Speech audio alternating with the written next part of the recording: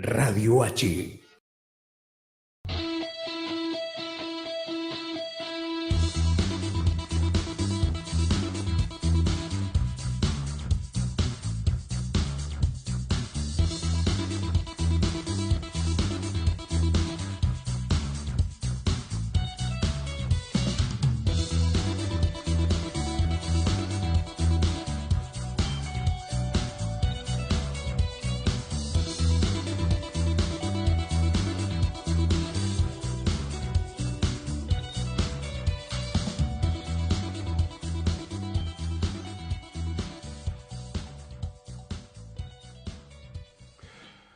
Ayer hubo un acontecimiento histórico, ¿no? El Club Atlético Independiente ganó su Copa 18ª. Nos alcanzaron. Estamos ahí arriba de todo, pero bueno, no es un chistín. En realidad el acontecimiento histórico fue el debate que se dio por el aborto y la negativa y a favor de la clandestinidad, digamos, de la práctica del aborto. Y el debate y la no aprobación dejó varias cosas. Una es un sujeto social y colectivo que son las mujeres, que me parece que hay que interpretar ese colectivo y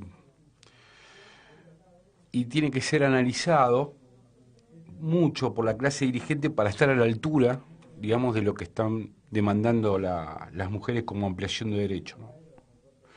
Y no lo digo caprichosamente, sino porque uno puede ver que la mayoría son jóvenes y, como dato, cualquier fuerza política el año que viene, con lo que pasó este año,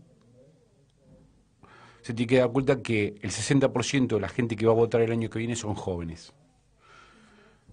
Y me parece que es importante que la clase dirigente tome en cuenta y la anote toda esta demanda, ¿no?, de este colectivo que ha emergido. Y recordemos en qué circunstancia emerge, ¿no? Cuando Durán Barba, para tapar el descalabro económico que se venía desarrollando en abril, en marzo, en realidad, tira el tema del aborto como diciendo, bueno, pongamos a hablar de esto, total, no va a pasar nada. Que Carrió después interpreta a Macri haciéndolo quedar como un gil, diciendo que bueno, que él no sabía, que a él le habían dicho una cosa y estaba desinformado, ¿no? O sea, pero el debate sobre la despenalización del aborto, en realidad sobre la legalización del aborto, comenzó así, ¿no? Para tapar y correr el eje de discusión y de la agenda pública. Y según mi punto de vista fue un error político del macrismo, porque no lo puede canalizar. Primero, ayer se vio claramente que la gran mayoría de los que estaban en Cambiemos votaron a favor de la clandestinidad. Y esto es fácil, ¿no? Uno entra a las páginas y mira cómo votaron y se da cuenta que este partido político está claramente, son antimujeres, porque si no se entiende. Y no lo puede capitalizar ni para un lado ni para el otro. En realidad, para un lado sí, para aquellos que están, digamos, los del pañuelo celeste, los que votan por la clandestinidad del aborto, sí, pero apunta a reafirmar un núcleo duro, ¿no? Me parece que nada más que eso. Y obviamente quedan pegados todos, porque el Machirulo, Carrió y Vidal son claros, ¿no? Es raro que la Reta no aparece opinando sobre este tema y es interesante saber qué habrá pasado ahí. Pero las grandes espadas de Cambiemos están en contra de la legalización del aborto. Otra cosa que dejó el debate ayer fue los discursos de los senadores, ¿no? Quizás un poquito más elevado el nivel que los diputados, pero bueno, es algo maniqueo, pero aparece entre discursos lúcidos e impresentables, ¿no? Uno, el de un senador de Salta, el hermano Urtubey, que hasta llegó a justificar las violaciones, prácticamente. O si hubiera, no sé, las violaciones como si fueran, hoy escuché algo muy interesante, como si fueran la Coca-Cola, ¿no? Clásica, light, ¿no? Es insólito. Y, y acá en este programa hemos hablado un poco ya sobre este debate, ¿no? Y Del Vamo era una empresa difícil, porque es muy difícil aprobar una ley sobre la legalización del aborto en el país del Papa. Ya desde el Vamo era complejo, ¿no? Pero ahí aparecen otras aristas que quizá después con Julián vamos a hablar un poco, que es, muchos abogan por la separación de la Iglesia y el Estado. Y yo no sé si es el momento porque este Papa que está en contra del aborto, casualmente está en contra del modelo económico que nos oprime y nos domina. Entonces ahí se genera, digamos, en aquellos que, por ejemplo, yo que no profeso ninguna religión, se genera un tema, si es el momento indicado, el momento político para plantear una ruptura del Estado. La verdad, a mí me parece que es, por lo menos, un debate que hoy no entraría. Obvio que las mujeres igualmente han ganado, ¿no? Esto es muy importante. Es muy difícil abordar el tema cuando uno no es mujer y, y fue criado, como en mi caso, en una familia machista con los patrones culturales, digamos, de la sociedad machista. Y me cuesta a mí incluso pensarme de otra manera. Imagino que las mujeres que tienen esa posibilidad de liberarse, no lo puedo vivenciar, por así decirlo, y me cuesta mucho opinar, pero bueno, celebro que ellas salgan y luchen y peleen por sus derechos. Y me parece genial y las abrazo fuerte y me encanta. Pero la lucha no está perdida.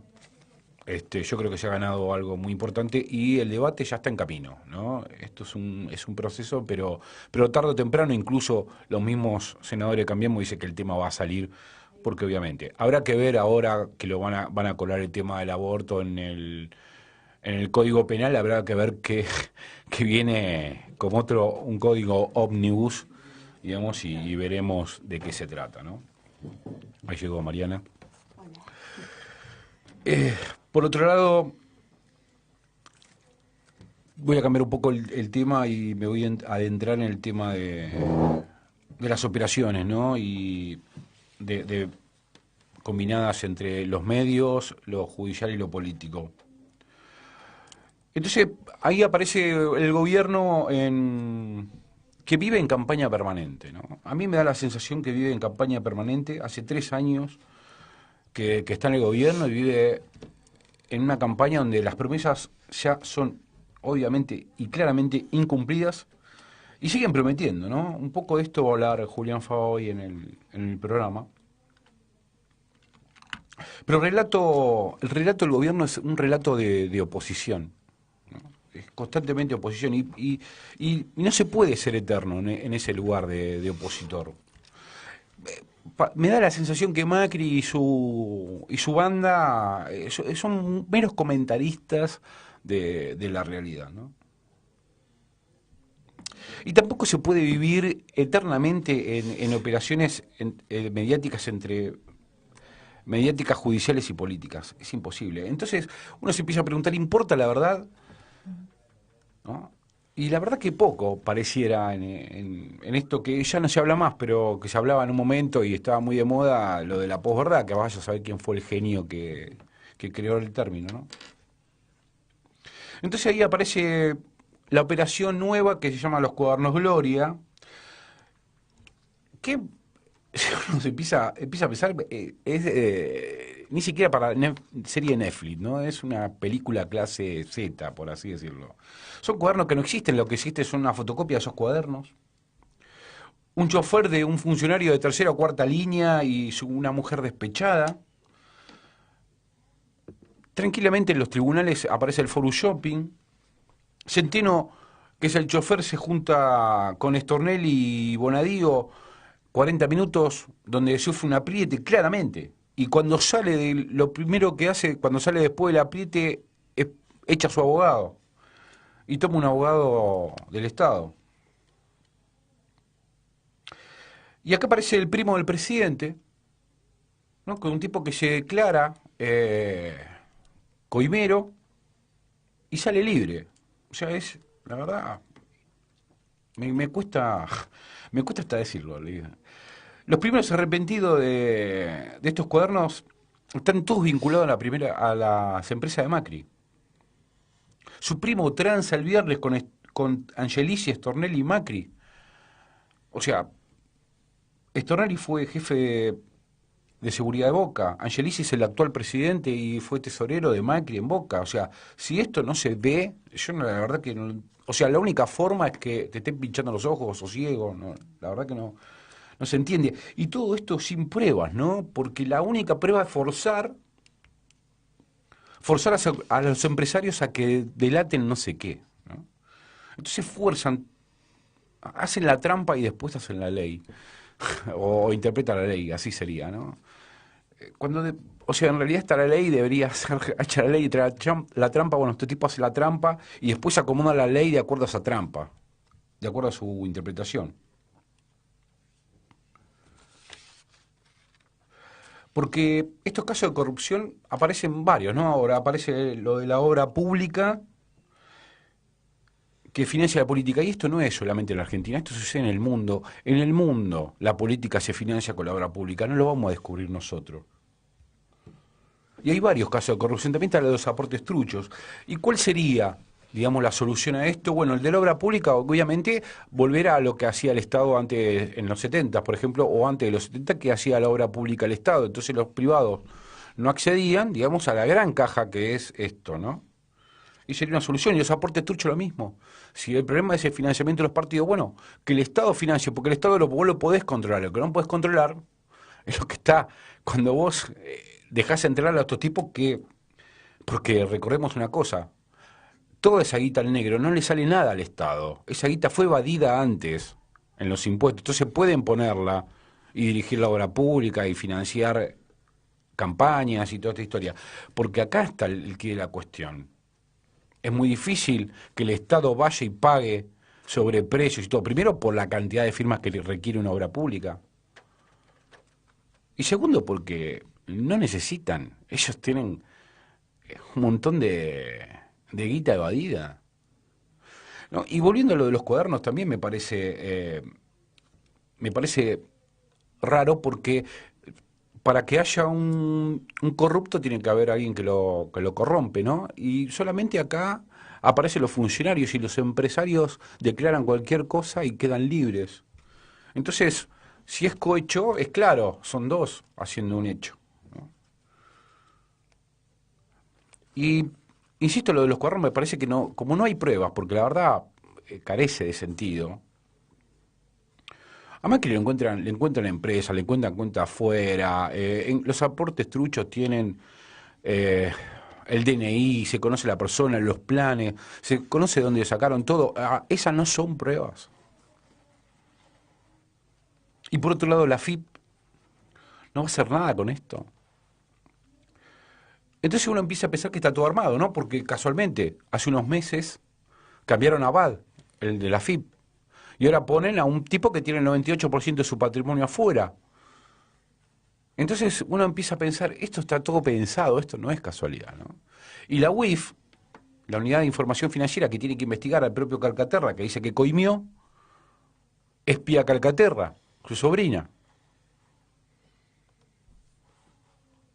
Justo, casualidad, en estos días se acaban de quemar dos juzgados donde se tramitan causas de la obra pública y de vialidad. Y los expedientes no están digitalizados. ¿Qué casualidad? Uno linkea así momentáneamente con Iron Mountain. Son peor que Nerón, la verdad. Entonces ahora tenés empresarios que se victimizan para evitar la cárcel y se vuelven a carterizar, porque acá está el tema. Vuelven a carterizarse pero en el silencio, ¿no? Porque hacen lo mismo, los meten presos, declaran cualquier banana, ¿entendés? Y se carterizan lo mismo, porque está todo arreglado, porque no queda otra, ¿no? Y también, por otra parte, estos empresarios lo que no solo evitan la cárcel, sino que además van a bloquear las evidencias de lo que es en Brasil se conoce como el lavallato.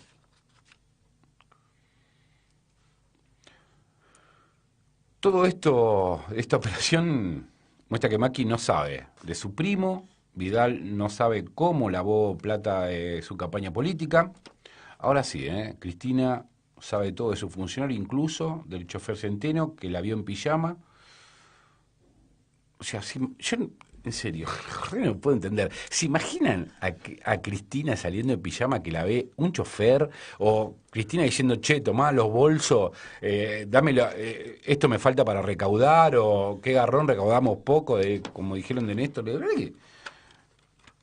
Pero ¿qué se tapa con esto? ¿No? ¿Qué se busca tapar? Porque obviamente hoy ya de los cuadernos prácticamente ni se habla. O sea, le duró nada.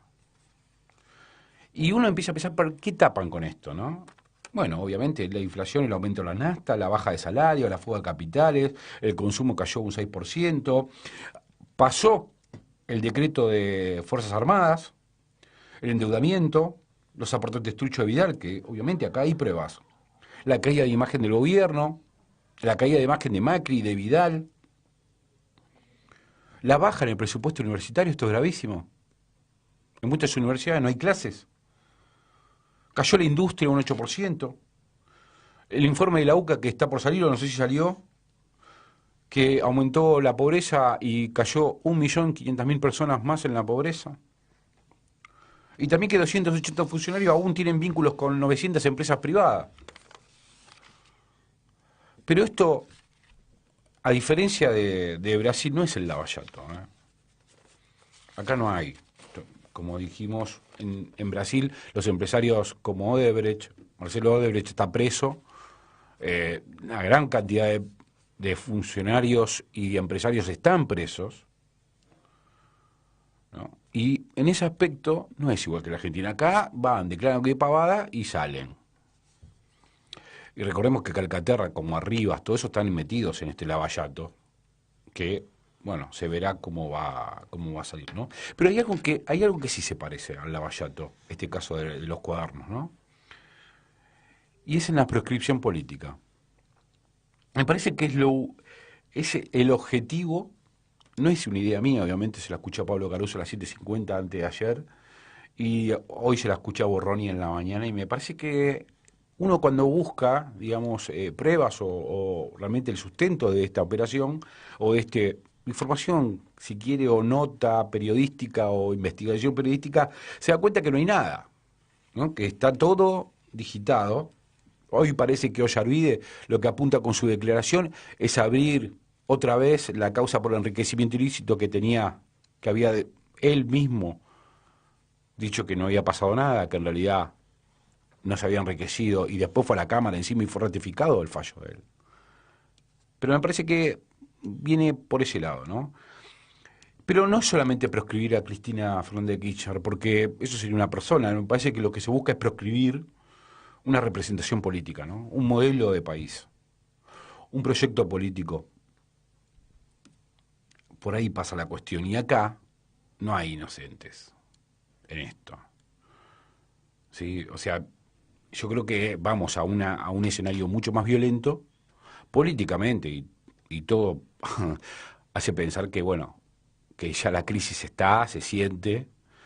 Y me parece que no le salió bien la jugada del cuaderno porque de hecho están cayendo las acciones en Wall Street, las acciones de las energéticas y todo esto. Obviamente siempre le ponen las cosas en otros escenarios, ¿no? Pero si no la tormenta es un tormentón, si no son los cuadernos, todo, no son las políticas económicas que aplica este modelo. Nunca.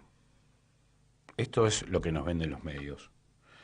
Pero bueno, no sé por qué tengo un tufillo de que no sé si es Macri o es el peronismo racional los que han hecho esto, pero sí están vistos ellos como los garantes del modelo. Radio H.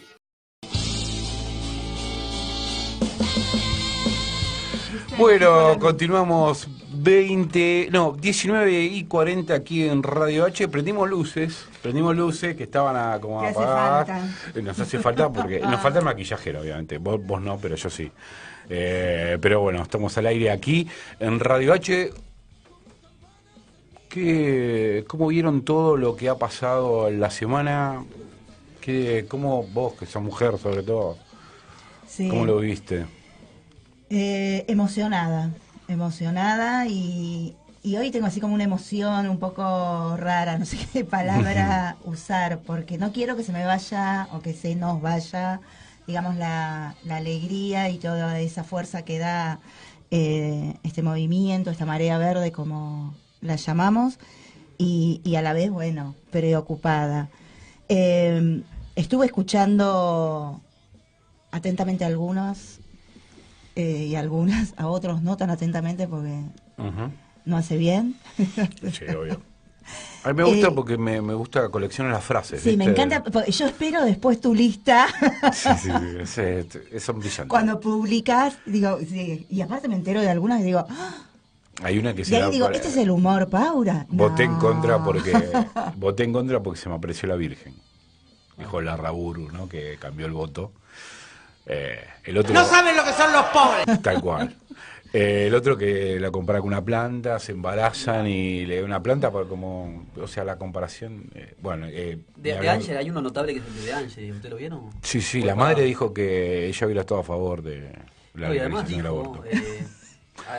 Se lo sacaron hace 40 años de acá. Lo y tenía llevó acá. La mano, se lo sacaron hace 40 años de acá y llevó la mano hacia, digamos, hacia el sexo, Sí. pero no se lo pueden sacar de acá. Y se llevó la mano hacia la cabeza, con la gestualidad y todo. Joder. ¿Está el video? Sí. Está el video. Sí, sí, estamos hasta la bola. Pero... No, Sí, la verdad que es insólito. Sí, pero la, bueno. la cantidad de anécdotas personales que se han escuchado a mí me llamaba mucho la atención porque, digamos, me parece que estaba en la línea justamente de alejarse y de asumir, de alejarse, digamos, de la responsabilidad y de la función que cumplen al estar, digamos, ahí sentados, ¿no? Ujú. Eso a mí me llamaba mucho la atención. Hasta que escuché la exposición de Cristina, y en donde me parecía que ella, al mencionar algunos datos de su historia familiar, lo hacía con el sentido absolutamente contrario de lo que venía escuchando de algunos senadores y senadoras, digamos, en donde la anécdota aparece o algún dato de la biografía aparece justamente para correrla y dar paso a lo colectivo, digamos, ¿no? O al bien común, o a la sociedad, o a lo que interesa y de lo que estamos debatiendo. Sí, y si me permiten como un paréntesis en esto, me parece que supo entender cómo capitalizar eso. Porque tiene una ventaja con respecto a un lado y el otro, ¿no? Algunos estaban posicionados desde el primer momento, digamos, por la legalización, y está genial. ¿Por qué? Por convicciones, porque, no sé, no son católicos, pongamos lo que... o le parece bien.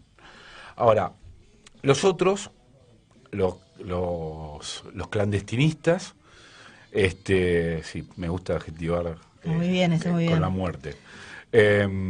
Los clandestinistas son posiciones, digamos, donde mezclan convicciones personales,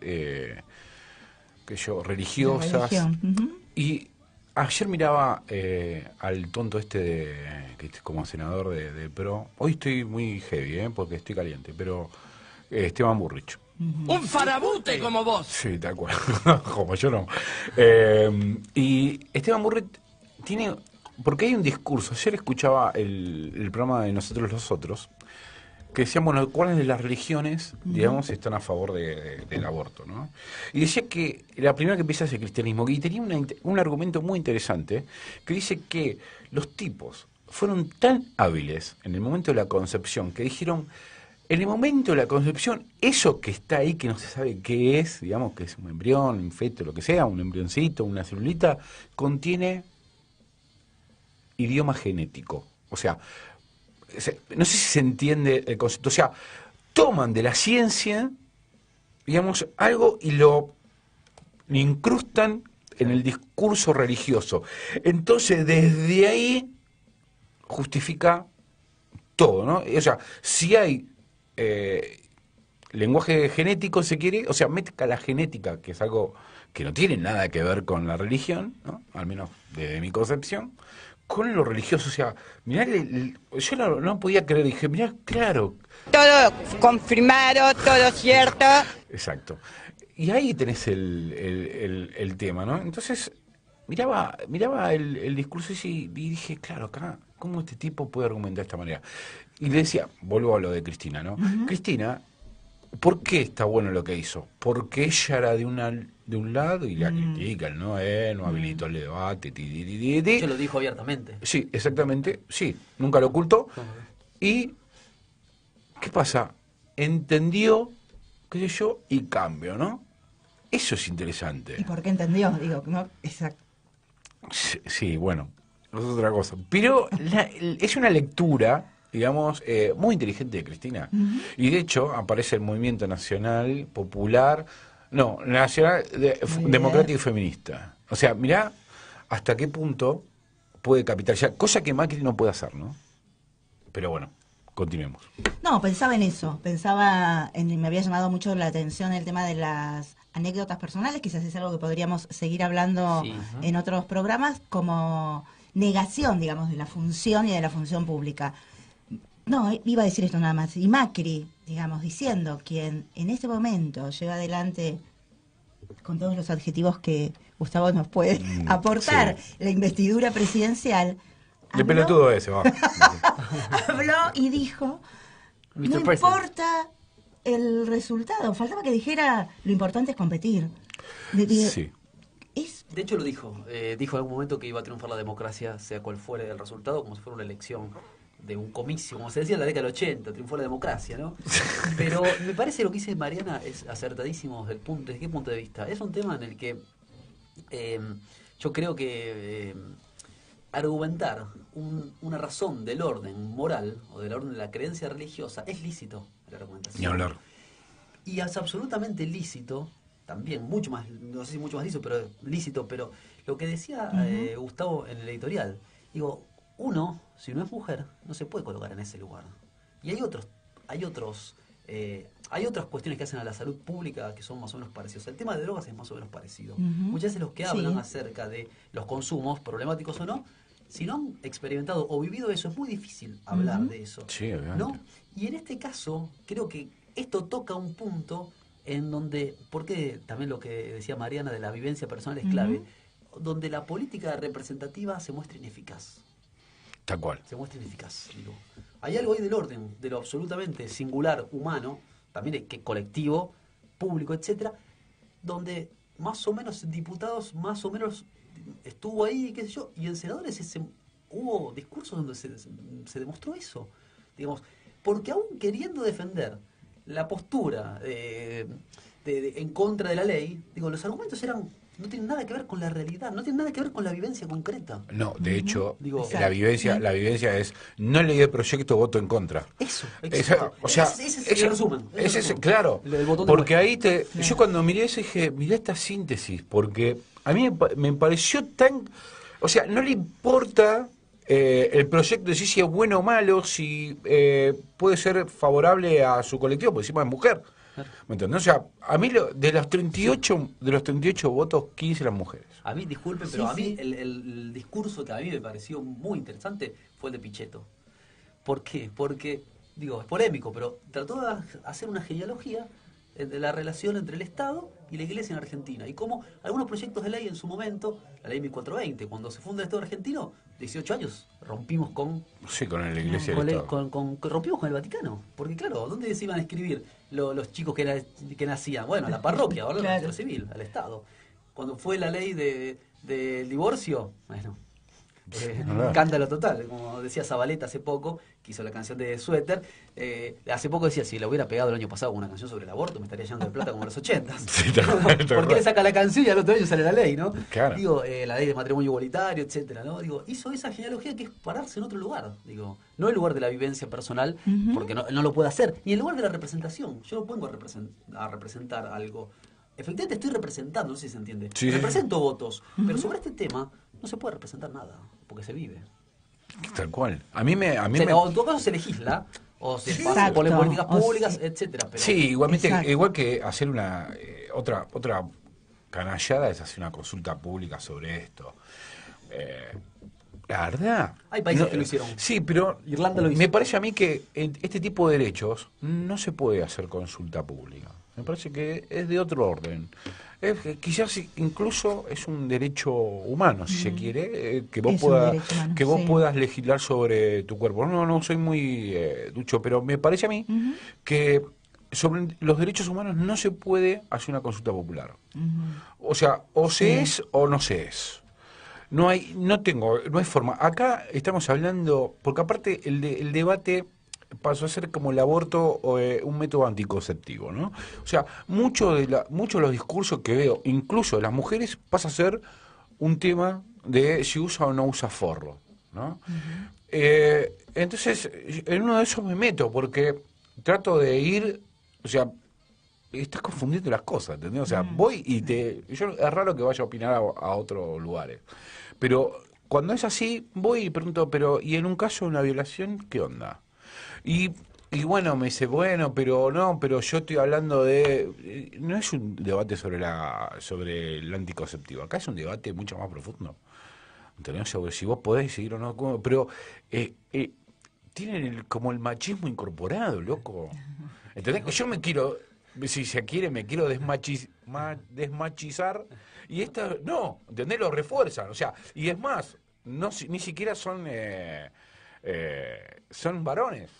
Y esto es lo que me hace ruido. Entonces, me cuesta mucho, digamos, siempre lo hablo con Mariana, me cuesta mucho opinar porque no soy mujer, ¿no? O sea, es difícil ponerme a pensar, primero como mujer, o sea, no tengo forma de pensar, de pensarme de otro lugar, como de género, ¿entendés? Ni siquiera como a género, si se quiere, no sé, cuál hay 20.000, pero ni siquiera de ese lugar, ¿entendés? O sea, no lo consigo, no lo entiendo. Entonces, que yo cada cual haga lo que quiera, hermano. O sea, en esto soy el más liberal del mundo, ¿entendés? Flaco, ¿querés matarte? Chao, seguite drogando. ¿Querés salir? Acá tenés los lugares para salir. ¿Tuviste un problema? ¿Quedaste embarazada? Ponele que sea anticonceptivo. Anda. ¿Por qué te vas a cagar la vida? ¿Me entendés? O sea, ¿qué es peor? ¿No? El debate es interesante y a mí lo que pasa es que, vuelvo a repetir, me cuesta pensar el tema del aborto porque no estoy genéticamente preparado para eso, si se quiere. Puedo pensarlo, puedo compartirlo, pero mi cabecita, que obviamente en mi cabeza 1 más 1 es 3, no lo puedo pensar. Es difícil colocarse en otro lugar. En el lugar del otro. Sí, yo eso lo entiendo, lo comparto, lo que vos decías, Julián, la verdad que comparto que hay un punto que es como de una experiencia que no puede transmitirse, digamos, ¿no? Pero sí me parece que a lo largo de todos estos años y décadas, digamos, y de las transformaciones que ha sufrido el feminismo, digo, te escuchaba e inmediatamente pensaba en lo personal es político, digamos, esa máxima del feminismo que también nos ha hecho a muchas, digamos, y cómo eso se fue modificando y cómo ese colectivo llamado de mujeres, o a mí me gusta decir colectivo femenino, donde no hay solo mujeres, digamos, en ese colectivo, cuando nombramos colectivo femenino, no hay solo mujeres, ha ido, digamos, esto digo, transformando. Y otra cosa que volviendo al debate y a la presentación de Cristina, digamos, a la exposición de Cristina, cuando ella dice que es un tema generacional, digamos, que es un avance generacional. Y ahí también hizo una excelente lectura y lo trae. Y estoy convencida, digo, porque veo a las pibas y digo, pensaba, siempre digo lo mismo, en años atrás, digo, en mis 20, en mis 30, digo, y en mi adolescencia en la época de la dictadura, digo, es como impensable en su momento que hayamos podido llegar a este punto. Yo era muy Digamos, chico, pero... No, yo después te cuento. No, pero es cierto, me parece que en las sociedades, o sea, quizás a veces me da la sensación como que el sistema político está desfasado de las cosas que pasan ahí. Y una vez cuando intenté estudiar Derecho me frenaron porque yo decía que, o sea, en realidad el Derecho, debe haber, obviamente, mitad de biblioteca para un lado, mitad de biblioteca para el otro, pero para mí el Derecho solamente puede llegar tarde, ¿no? O sea, con la filosofía. Exactamente, llega, o sea, están las prácticas sociales y sobre eso se Muy legisla. bien, sí, yo estoy convencida de eso también. Yo sí. no creo que es al revés, o sea, uno puede crear al revés cuando ni siquiera, es más, ni siquiera cuando aparece el derecho como fundador de un país. Absolutamente. Porque sobre algo tenés que legislar. Es más, me da mucha bronca que nosotros tenemos una copia, o sea, la fotocopia de Centeno, pero de la Constitución de Estados Unidos. Claro. O sea, ¿por qué no podemos hacer una Constitución con un federalismo argentino, con la idiosincrasia de los argentinos, con la diversidad de los argentinos, con el país de los argentinos, con la... En el 49 le hicimos. Claro. Bueno, quizás, como dice nuestro amigo... ay, me olvidé el nombre. El que está con vos. Agustín Martínez. Agustín Martínez, un abrazo. El artículo 40 lo simplifica todo, ¿no? Te podría salvar de muchas cosas. Y como fue una constitución derogada por decreto, podría quizás pegarme un salvataje. Uh-huh. Habrá que informar a mucha gente de que se trata del artículo 40, pero bueno, eso quedará para otro programa, obviamente. Sí. Que sería muy bueno retomar esa constitución. Claro. Sería muy bueno retomarla, ese debate, porque obviamente se viene una reforma constitucional, porque lo que no va a quedar es tierra arrasada. Y mucho de la tierra arrasada tiene que ver con lo que está pasando. O sea, yo creo que en la retirada somos todos iguales. Entonces queman todo, ¿no? Queman a vos que sos el opositor, a vos que tenés un modelo diferente, a que es más o menos... Y el que es más o menos queda pegado a mí, entonces si me quemo yo, quemo todo, ¿no? Es medio Nerón este muchacho, ¿no? Pero bueno, qué sé yo. 19:57, vamos a una tandita, un tema y regresamos. Radio H. Principal e irrenunciable de nuestras Fuerzas Armadas. Habla bien, la concha de tu hermano.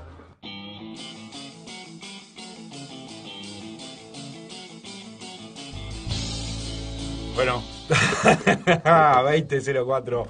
Continuamos aquí en Sacan el Sol con Julián y con Mariana. Bien, veníamos hablando un poco del aborto, que yo, y estamos tratando de comunicarnos ahora en 5 minutos con Leonardo Dupa, que ya estuvo acá el otro día. Ella estuvo acá hace 15 días, exactamente, sí, una muy linda entrevista. Quiero que nos comuniquemos con Leo para que nos pueda contar de qué se trata la actividad que van a hacer este domingo. ¿Lo retaste? Lo voy a retar. ¿Me vas a retar? Sí, yo sé que alguna compañera también. Ah, sí, lo retó. y en el Facebook apareció como... porque pusieron Día del Niño. Ah, mire. Bueno, es como la propaganda de Carrefour, ¿la vio? La sí, de campeón y la cocina. Con C de campeón y C de cocinero. Pero ¿quién asesora a este muchacho? Qué loco, ¿no? Uh-huh. O sea, porque es difícil hoy en día exponerse de esa manera.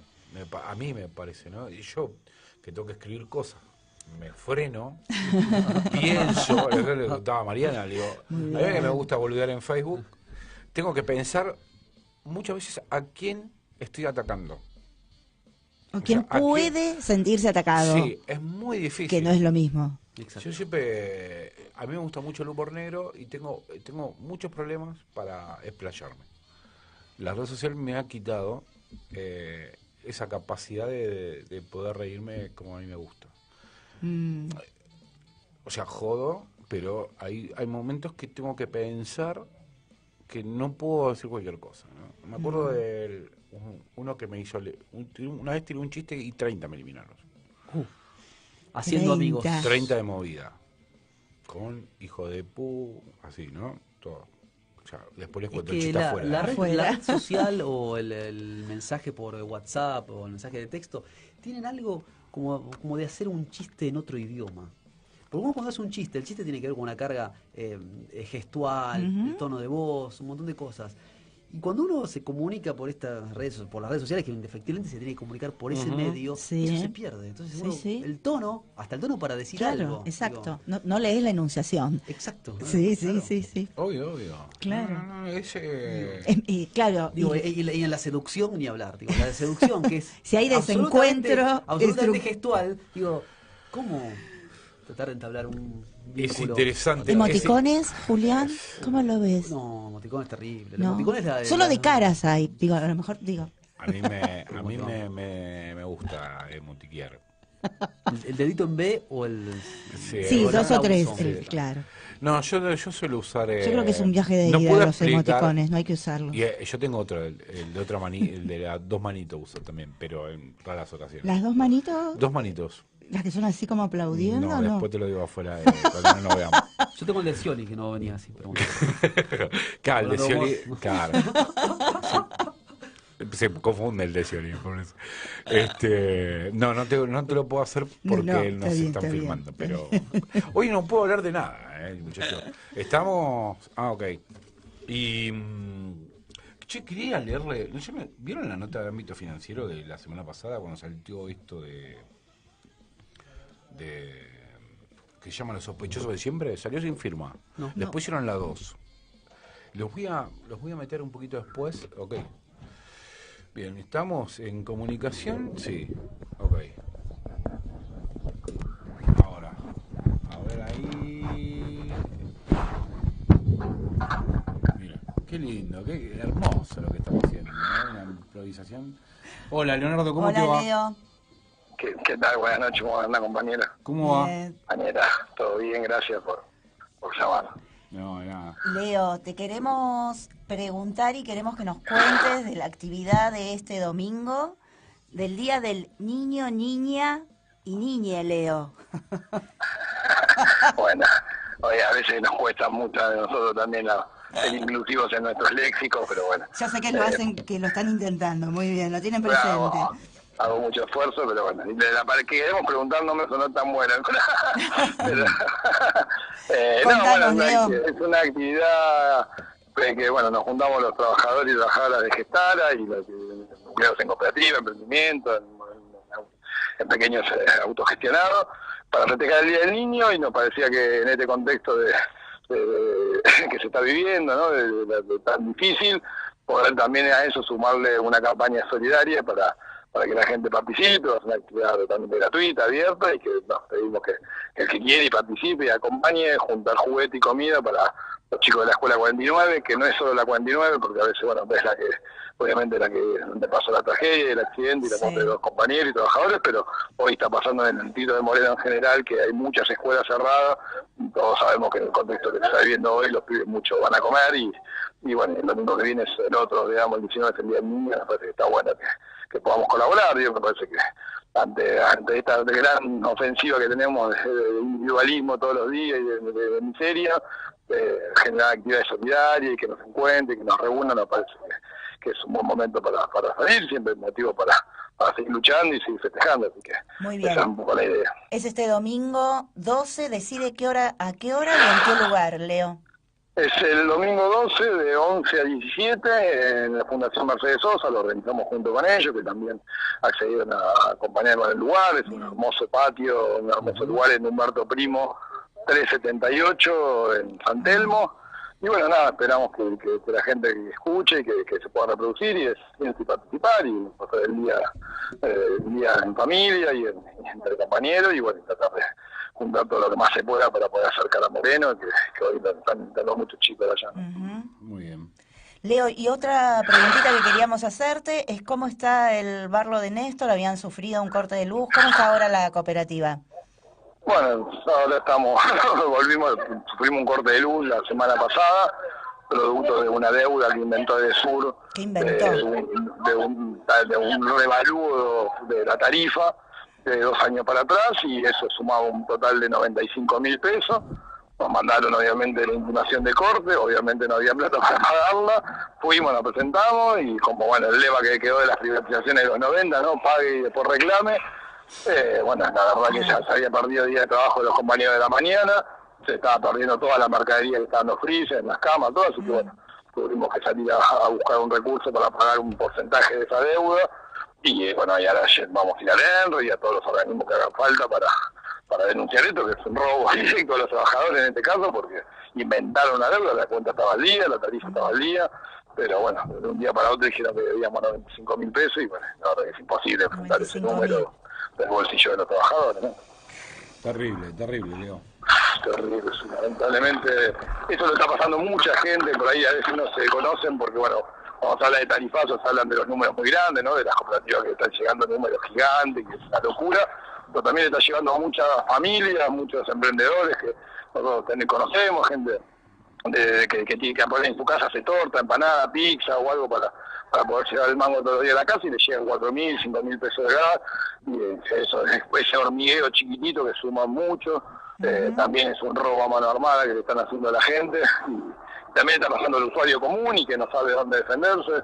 Podemos dar fe de que si van al ENRE y hacen un reclamo, al menos por lo pronto no le cortan el servicio y después pelear y luchar y juntarse y organizarse, porque esto es lo que están haciendo. Ese dato es importante, Leo. Bien. Y hoy el ENRE está tomando los reclamos estos que la gente le está llegando y no sabe por qué. Muchos van y pagan y no saben por qué, y en realidad es este invento que hicieron ahora de recategorizar la tarifa, ¿no? Para atrás, una cosa de loco. Sí. Que me está pasando, a mi vieja le pasó a varias gente cuando uno va hablando, que le llegan números que después no le pueden pagar, un bolsillo de trabajador, 15.000, 16.000, 8.000, una locura, ¿no? Bueno, en este contexto de frío, ¿no?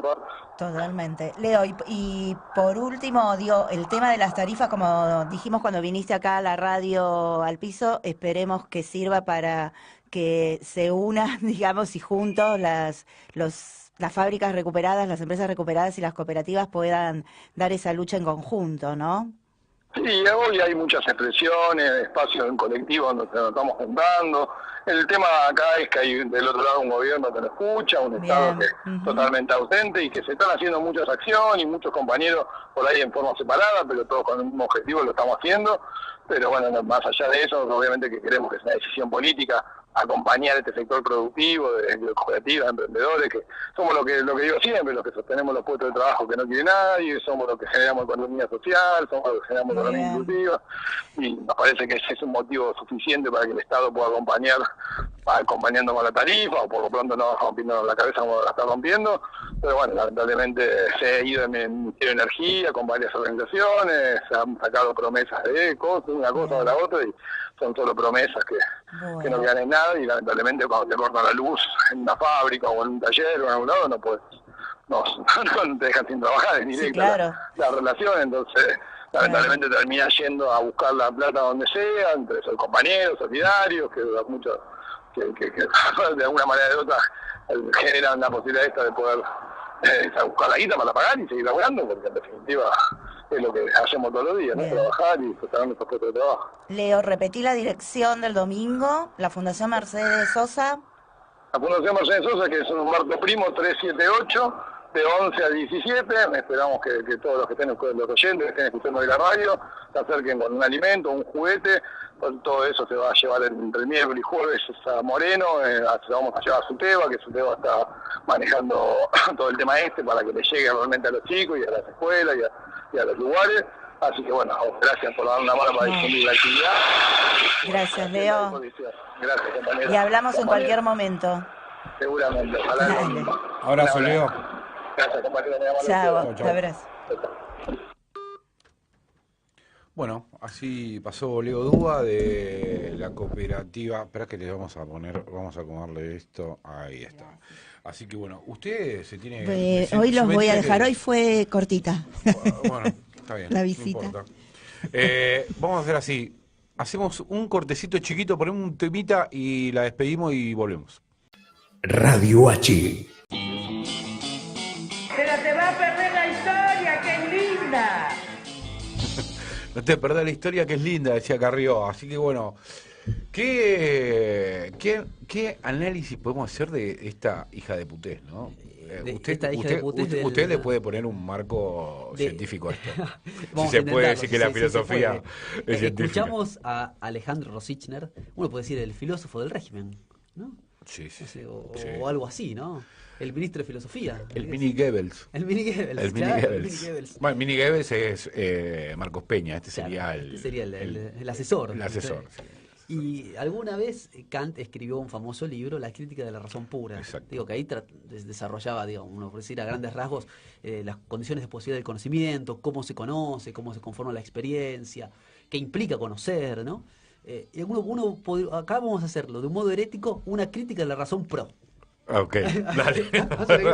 De la que si alguien me está escuchando de la academia me acaban de echar de todo de clase, pero vamos a hacer una crítica, son pro. Y realmente es notable lo que escuchamos, ¿no?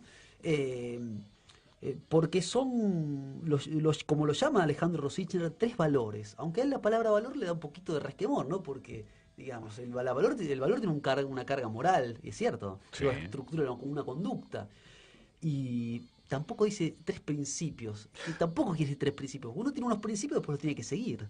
Claro. Y estos tipos no siguen ningún principio, salvo la acumulación de riqueza para ellos. El problema de la palabra valor es que el único valor que él le da es lo material, digamos, de las cosas. Entonces, o sea, para él la palabra valor tiene que ver con lo material y no con algo moral.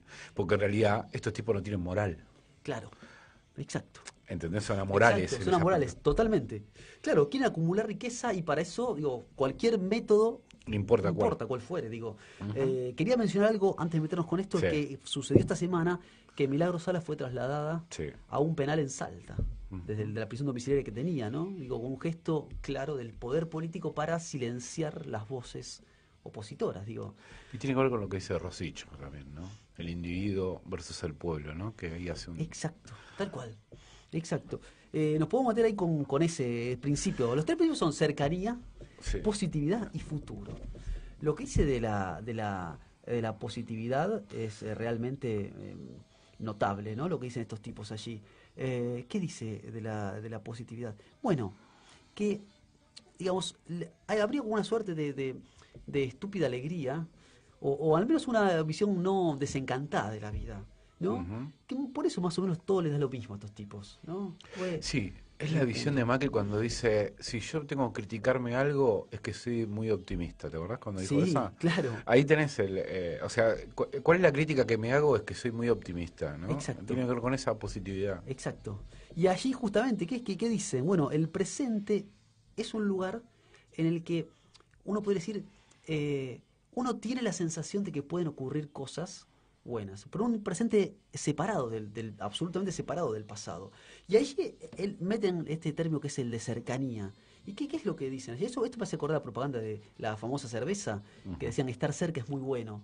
Y dice algo notable Rosichner acá. El hijo del gran León Rosichner, que fue un gran filósofo, ¿no? Sí, no, este es el payaso. claro. ¿Qué dice? El sujeto político ya no es el pueblo, es el individuo. Porque el pueblo es una categoría abstracta para estos tipos. El pueblo representa un interés común, un interés colectivo. El pueblo representa un interés. Digamos, el pueblo no es una suma agregada de átomos. Es algo que trasciende a eso. Digamos. Cuando también dicen la positividad y la cercanía tienen que ver con qué? Tienen que ver con que justamente el sujeto político es el individuo.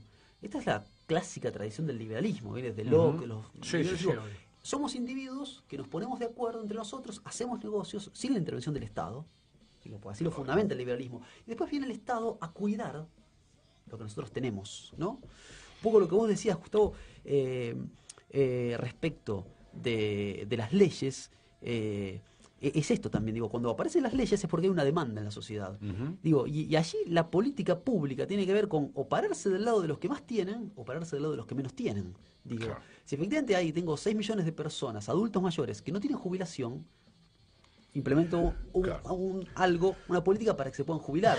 ¿O qué hago? Le quito impuestos a los más ricos. Sí, hay una falacia igual en eso, ¿no? Del Estado que se retira de la sociedad, ¿no? Como que el Estado se achica. No se achica ni se retira. Se va, Exacto, o sea, tal cual. redirecciona, Política. digamos. Esto es muy... esto es Revolución de Lenin, ¿no? O sea, la idea del Estado como una herramienta, ¿no? Donde depende de qué clase la gobierne, direcciona, es la manguera de Perón, ¿no? Si está el país, si tira adentro, Claro. El agua dentro del país o la va a tirar O la afuera, tira ¿no? afuera, claro. Es esa idea. Y tiene mucho que ver con esto. O sea, en realidad el mito del Estado que te pisa la cabeza, que te cobra impuestos, que yo, la verdad esto es...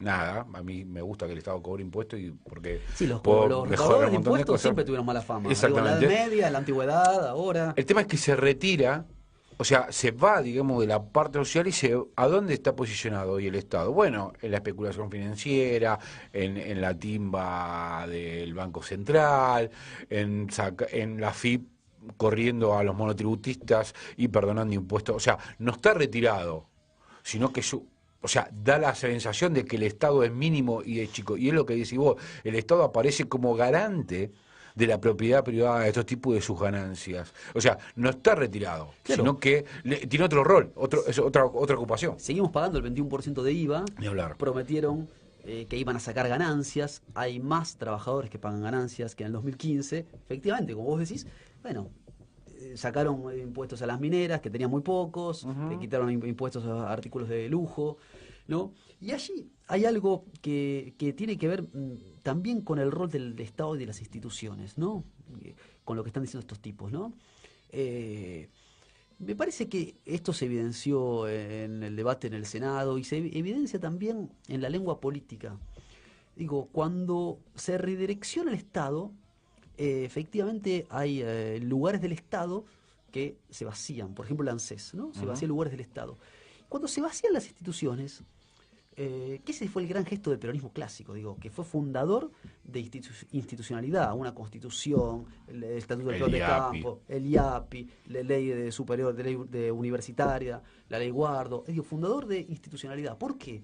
Porque, a ver, ¿qué es lo que quiero decir? Cuando se vacía el Estado o se lo redirecciona y se le quitan, digo, lugares estratégicos, también se vacía la lengua política.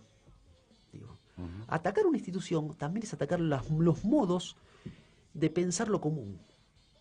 Entonces no es casual que estos tipos digan lo que dicen de las universidades o lo que Vidal dijo. Sí sabemos que un pobre no llega a la universidad. Digo, ¿por qué atacar, por ejemplo, el sistema científico-tecnológico? No solo por los negociados, que efectivamente los hacen, sino también porque la soberanía tecnológica, por ejemplo, tiene que ver con la forma en la que uno se piensa como sociedad y como individuo. Entonces, atacas al Estado en áreas estratégicas y estás atacando la lengua de la política. Estás horadando la lengua de la política. Sí, porque este tipo de, por ejemplo, el sector científico, en algún momento te llena de orgullo ser argentino, ¿no?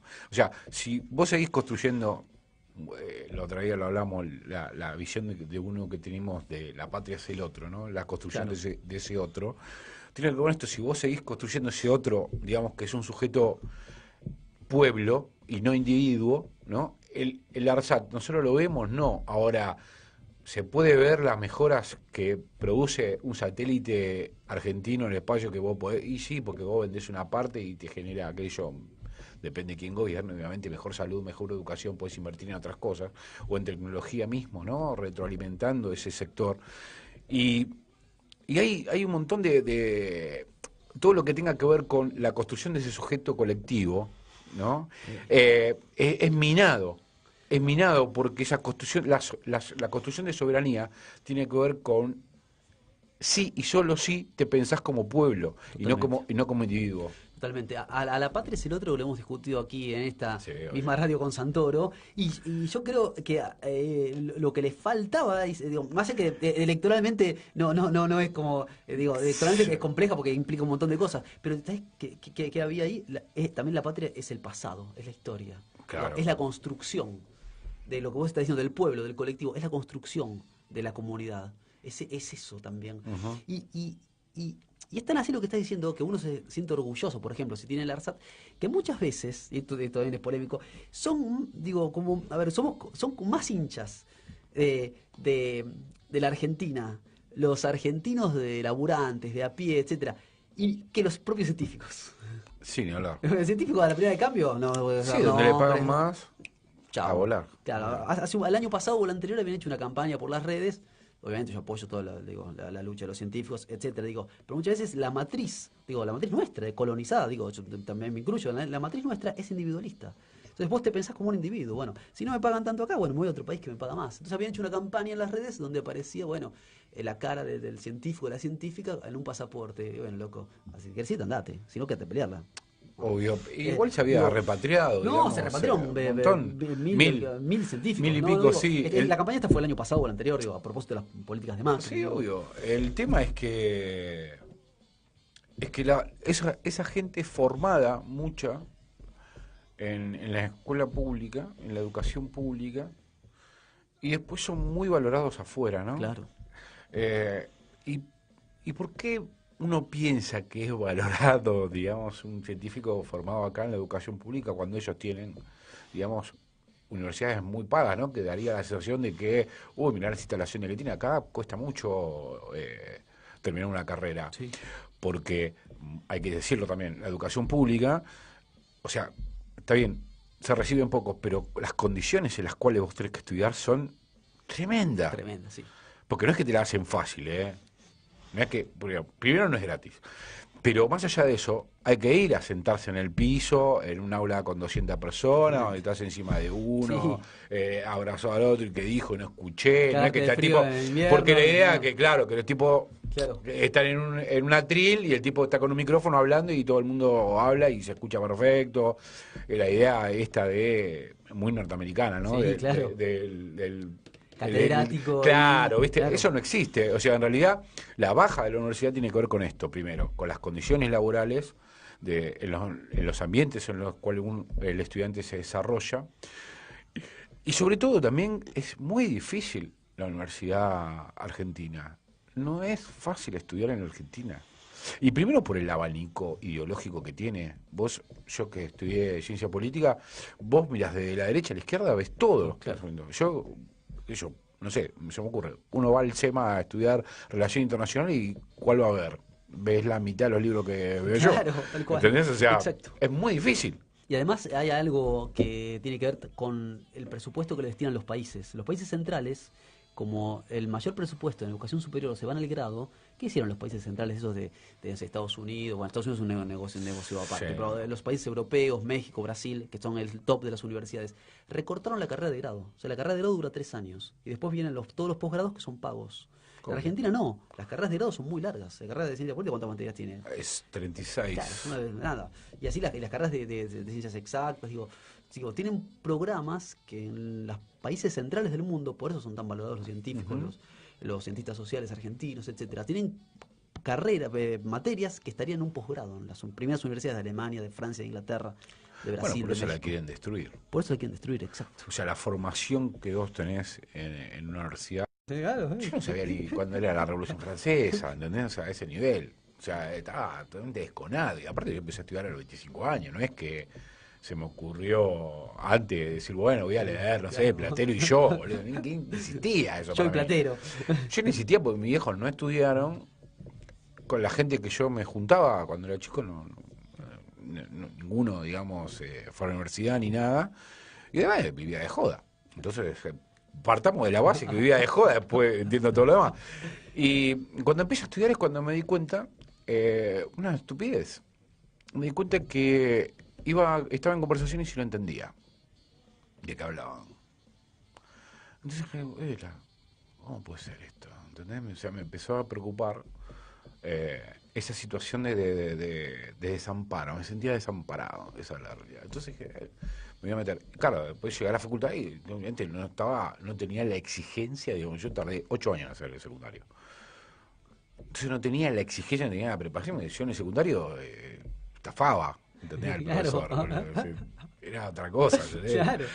Y ir a la universidad me costó muchísimo, muchísimo.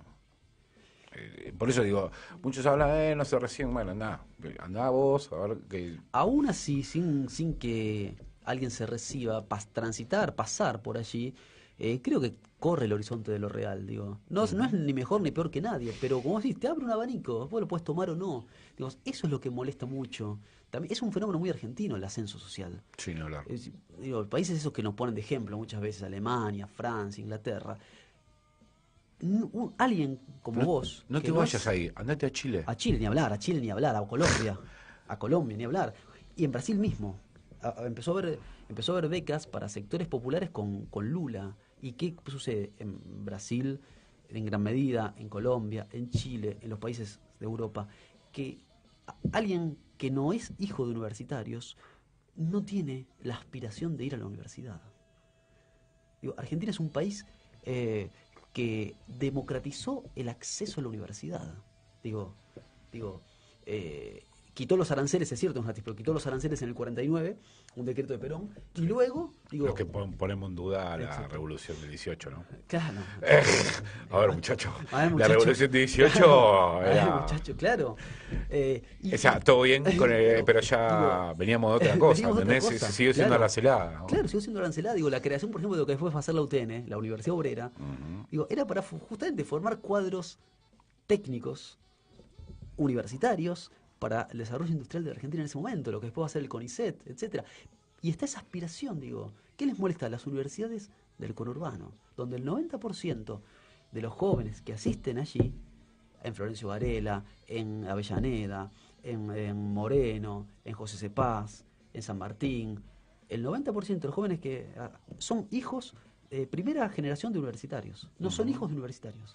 Eso les molesta terriblemente. Sí. Y ahí vamos al último de los principios Dale. que decía, cercanía, posibilidad y futuro. ¿Qué les molesta? ¿Qué dice con un cinismo terrible? El pasado está lleno de muertos, dice. ¿No? Sí. Y es algo abstracto en el pasado. Claro, ¿qué les molesta? Les molesta la historia, les molesta esa tradición argentina de ascenso social, de democratización del acceso a los estudios, por ejemplo, al laburo, al consumo, etcétera. Les molesta eso. Y les molesta el pasado con los muertos que tiene el pasado en Argentina, digo, que dejaron justamente la vida por un modelo de país, eso les molesta. Sí, y te lo ponen en algo cotidiano que era la propaganda en la década del 70. Por ejemplo, que era el medio de comunicación de las madres, que eran los billetes. Vos sabés que las madres de Plaza de Mayo, para buscar a alguien, lo anotaban en el billete. Entonces, iban lo primero que hacía, la primera comunicación, digamos, de ella era anotar en el billete que faltaba alguien. ¿Entendés? En un billete de que había desaparecido una persona. Claro. Entonces, a través de los billetes iban claro. pasando. O sea, y el billete es algo que vos ves todos los días. Entonces vos estás todos los días viendo a Roca, a Evita, aquello, y te Rosas, gusta, ¿no? sí. Ahora ves una ballena, algo Un que... delfín, claro, sí, ¿Me claro. entendés? Que vos decís, pero ¿qué pasa? Bueno, tiene que ver con esto también. O sea, ese pasado donde está lleno de muertos que no lo puedes obviar porque vos estás incluso hasta suprimiendo a Roca, que es tu... Sí, fundador del Estado en Argentina, del Estado liberal. Claro, Sí, el obvio. fundador del Estado. El primero de ellos, Claro. ¿no? El que hizo, que permitió que la familia de Burrich y de Peña Brown, por ejemplo, adquieran sus tierras con la conquista del desierto. Entonces, bueno, hasta reniegan de su propia historia. Reniegan de la propia tradición política. Exacto. Digo, de la propia tradición política. Por eso digo, es un fenómeno también que tiene que ver con esto que vos mencionabas en el editorial, de alguien inventó lo de la posverdad. Y que hemos hablado mucho, en Carta Brava hemos hablado mucho con Agustín del simulacro, por ejemplo. Y creo que tiene que ver con eso. Porque, ¿qué es un simulacro? Uno está en la oficina y a veces hace un simulacro de incendio, ¿no? Entonces uno hace como si hubiera un incendio. Y además uno podría pensar que es un simulacro. Algo falso es una fotocopia. Yo tengo un cuaderno Gloria acá. Le saco una foto, hago una fotocopia y ya es una copia del original, ¿no? Eso, bueno, eso no tiene el peso del original, es una copia. Ahora bien, si yo ni siquiera tengo la fotocopia ni el cuaderno Gloria, y lo que hago es una foto o transcribo algo en un medio, eso es del orden de ¿qué? Es del orden del como sí. Es la copia de la copia o el relato degradado de algo, del orden del como sí. Entonces, las operaciones que hace el macrismo son como del orden del como sí. Como si hubiera unos cuadernos en los que estarían implicados en casos de corrupción funcionarios del gobierno anterior, etcétera. Siempre es como sí. En todo caso... Lo mismo creo que quisieron hacer con el aborto. Claro. El aborto, que vos lo señalabas muy bien. Sí, para mí es eso. Eso, está muy bien eso. Creo que quisieron hacer lo mismo. Un como sí. Claro, pero ese como sí que está por debajo, digamos, de pruebas irrefutables. Por ejemplo, vos tenés el caso de los aportes truchos, donde la mina tenés el número de documento, el nombre del tipo, dónde vivía, o sea, que tenía un plan social, cobraba todo, o sea, es todo. Ahí no es como si, es. Ahí es, pero ese no se filtró. Pero alguien se los mandó. ¿Pero qué hacen? Lo degradan como si. ¿En qué sentido lo degrada? Ellos roban igual que nosotros. ¿Entendés? O sea, nosotros los copiamos de ellos. Es lo que dice, creo que Novarecio fue. Allí donde no hay anclaje con lo real. Exactamente. Como el cuaderno Gloria, bueno, ahí estamos todos manchados. En el mismo lodo, todos manoseados. Claro. Era el tango. Entonces ahí es todo como si, o sea, ellos afanaron, nosotros también, y bueno, si es todo así, es como si, bueno, es como si todo pasara, ¿no? Exacto. Entonces, bueno, el tema es que en una causa, en algún momento se va a dar vuelta la tortilla, en uno tenés pruebas, en el otro no, ¿entendés? Entonces, vamos a ver cómo quedamos, porque esto, creer que el poder es eterno, es una idiotez, porque tiene que ver con este discurso, ¿no? Esta positividad de que nosotros vamos a hacer, y vamos a ir para adelante. Sí, vamos a ir para adelante y no va a pasar nada, ¿no? El otro era La positividad, la cercanía. la cercanía. Bueno, ¿la cercanía de qué? Bueno, que todo todo pronto. el segundo semestre, Todo semestre, ya vienen las Vivimos en una inversiones. suerte de presente fuera del tiempo, ¿no? Estamos pasando, claro. Presente fuera del tiempo. Estamos Claro. fuera del tiempo. Sí, sí, sí. Por eso siempre puede llegar el segundo semestre. Claro, entonces nunca sabes, o segundo semestre o la gran crisis, ¿no? Claro. La tormenta, estamos pasando por una tormenta. Claro. Es algo, siempre es, o con mucha velocidad, o hay que aguantarse un cacho más. Es un eterno, un gobierno prometeico, digamos, no sé cómo decirlo, pero- Como dice Alejandro Rosichner, con la sensación de que se puede cambiar. Con la sensación. ¿Te acuerdas cuando hablaban de Sí, sensación de la inseguridad? sensación. Estaba mal. Acá la sensación de que las cosas pueden estar mejor. Pero es la sensación, hasta lo dicen ellos. Es la sensación. Sí, sí, sí, por eso te digo, o sea, tiene el discurso, análisis de discurso, podemos hacer una banda porque me encantan. Es Yo creo siniestro. que sí, son siniestros. Y es muy interesante encontrar esas vueltas, sobre todo no de los que hablan, ¿no? Porque se puede ver, pero de estos tipos, que estos son los que escriben, los que piensan, digamos, ¿no? Ellos tienen, es un grupo interdisciplinario con los mejores publicistas, los mejores hijos. Tiene mucho de la publicidad claro. Mucho de la publicidad. Claro, porque esto es un pack comunicacional que compraron en Estados Unidos y lo trajeron acá. ¿Qué es lo que está haciendo Massa? ¿Dónde estará Massa? Massa está... Claro, pero venía de Estados Unidos. ¿Pero qué hizo? A Massa le encontraron que tenía la voz muy finita, que no era muy creíble, y lo mandaron a un fonoaudiólogo, igual que a Macri. A Macri no se entendía una goma, y a este ahora por lo menos se le entiende algo. Y a Massa lo mandaron a cambiar la voz, porque no es creíble la voz. El tono de voz de él ¿Estás ahí? no es creíble. Claro. Y en realidad no es que no es creíble, es que tiene que cambiar la cara, porque él no es creíble en su gestualidad. Entonces, bueno, y va a Estados Unidos, lo coachean de una manera, y vas a ver, por eso no habla. ¿Vos escuchaste a Massa hablar? No, hace un montón que no habla. este año, desde que se fue que de las elecciones, ¿no? Que fue la señora, no habló nunca más. Claro. Es llamativo, yo estoy esperando, estoy así, ¿viste? En mi cama tachos, hago Que cuadro aparezca con la voz de Liberty. Claro, Hola, soy pero vas Sergio a Massa. verlo, pero lo vas a ver. Está ahí, ya lo vamos a ver. Che, vamos a un temita y nos vamos a comunicar, vamos a tratar de comunicarnos con Alejandro Roba para hablar un poco de economía. Radio H. En estas elecciones hay muchos candidatos, hay que fijarse bien para no elegir candidatos. Menem presidente. Vuelve la alegría. Progresismo estúpido.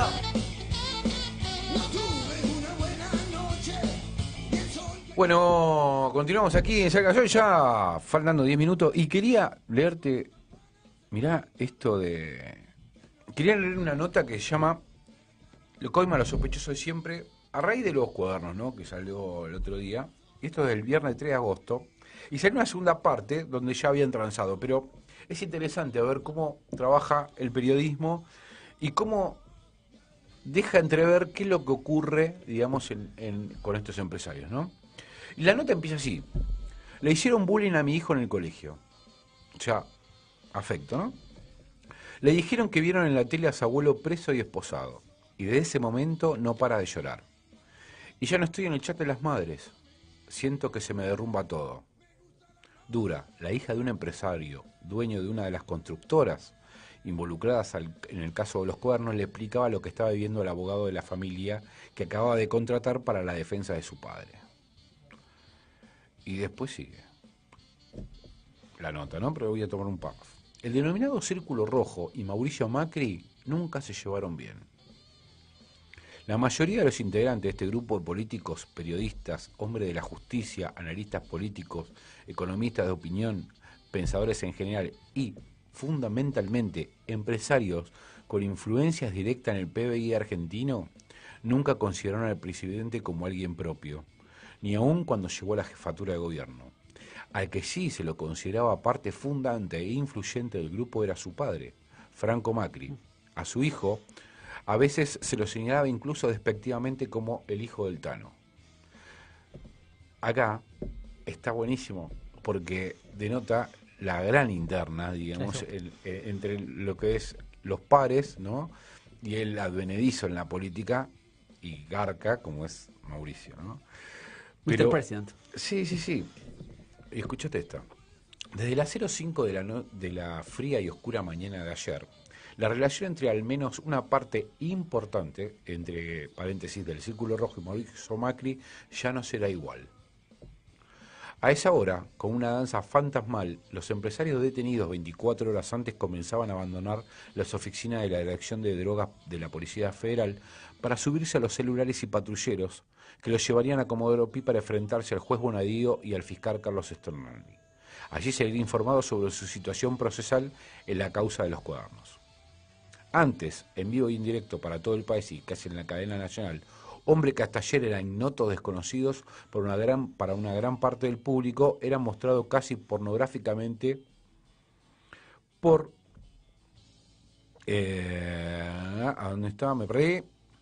Como los responsables del caso de corrupción más grande e institucionalmente más explosivo de la democracia moderna argentina.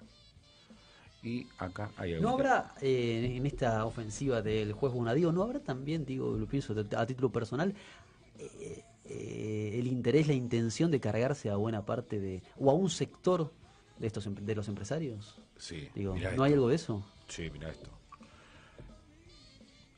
Después lo reflexionamos juntos. Claudio Charrutini, un periodista que conoce de cerca a muchos de estos empresarios, aseguraba ayer que lo ocurrido genera en este grupo social miedo y odio. Se marca que no solo corre riesgo la continuidad de sus empresas, sino que ven como amigos, como los amigos que hasta ayer los frecuentaban comienzan a alejarse de su familia como si tuvieran lepra. Se habla ya de problemas familiares de mujeres, hijos y nietos, de desprecio social de sus hasta el miércoles iguales. Y se comienza a hablar de una palabra dura, venganza. Y en un momento dicen, por lo que se especula, los empresarios detenidos tendrían ahora que tomar decisiones trascendentes para sus vidas. O se suman a la ley del arrepentido o comienzan una resistencia. En el primer caso estarían obligados a delatar a pares o superiores, autoincriminándose Calcaterra, claro, de Goicoechea y todo esto, a cambio de una disminución de sus potenciales penas, pero con la garantía de una segura prisión por algún tiempo, cosa que no sucedió. En el segundo caso, la resistencia tiene una esperanza curiosa: esperar en silencio hasta que dentro de un año y medio se defina la suerte de Mauricio Macri y su reelección, y especular con que el sistema judicial argentino sea fiel a su tradición, la incapacidad de probar un caso de corrupción en toda su línea y que involucre a los poderosos de siempre. Enfrente tendrán un grupo de sospechosos que no son los de siempre. Los empresarios detenidos no tienen experiencia en este tipo de circunstancias límites y auguran consecuencias. La situación genera para Argentina una nueva aventura institucional, la de los nuevos sospechosos. ¿Qué tú? Sí, les está sucediendo algo que a la clase política argentina, la clase política argentina lo conocía, digo, sí, más allá de ciertas o no, inventadas o no, los casos de corrupción tocaban a la clase política, y acá parece que... Claro, según Moreno, esto termina en Macri. Hay un video de Moreno, que después te lo voy a pasar, después lo voy a publicar en el Facebook de Salga al Sol, donde Moreno, habla todo, obviamente la economía se está derrumbando, pero al final, justo al otro día los cuadernos dice, y esto empieza, describe cómo la nación le suelta la mano a Macri. De hecho, no quiere que se vaya a la sociedad rural. De hecho, viste que Macri dice que no quería ir, que no podía ir, o qué sé yo. Bueno, lo que dice él es que desde la nación, que es el órgano de la oligarquía, le dicen, no vengas, no vengas con nosotros, vos ya no te llamás Blanco Villegas, sos un Macri, el talito vivo. Recién venido. Exactamente. Y tiene mucho que ver con esto. Y lo que dice Moreno es que se van a cargar a Macri. Al otro día sale esta nota. ¿Qué medio? En el ámbito financiero. El 3 de junio. Es interesante mirar cómo la burguesía, ¿no? Transnacional, nacional, transnacional, y cómo las facciones, digamos, entre la burguesía transnacional y la burguesía financiera, ¿no? ¿Esto dónde se traduce? En el tipo de cambio. Entre aquellos que tienen el dólar de los alimentos y el dólar financiero. Claro. Uno necesita el dólar muy alto y el otro necesita el dólar estancado. Claro. Entonces, ahí está la disputa de poder. Al digamos. Interior del bloque dominante. Exactamente, del bloque de poder.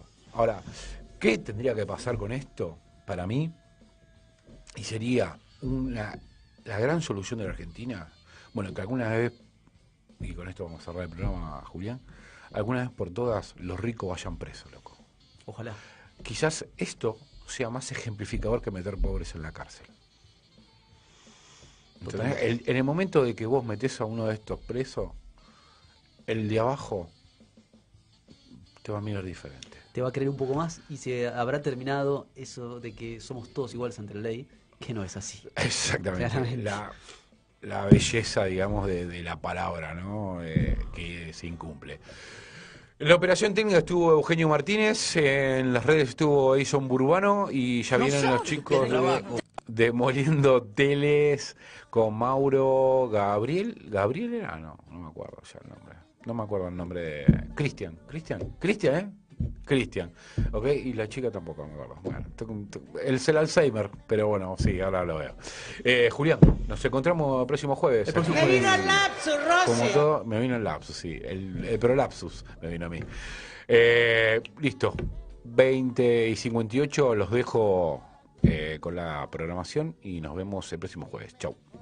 Como esa nube llegó, dime cómo.